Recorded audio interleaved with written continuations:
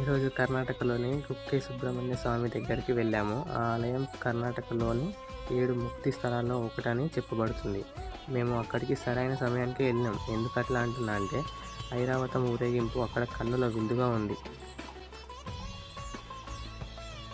మీరు కూడా చూడండి. ఆ తొట్టెలలో సుబ్రహ్మణ్య స్వామి వస్తుంటే ఎంత చూడముచ్చటగా ఉందో.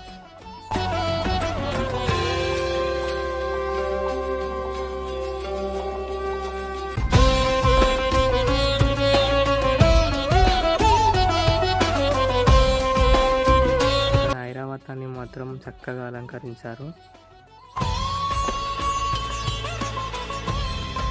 దారి మధ్యలో జలపాతాలు, ఇలా రాళ్లతో ఏర్పరిచిన శివలింగాలు, పచ్చని ప్రకృతితో హాయిగా ఉంది.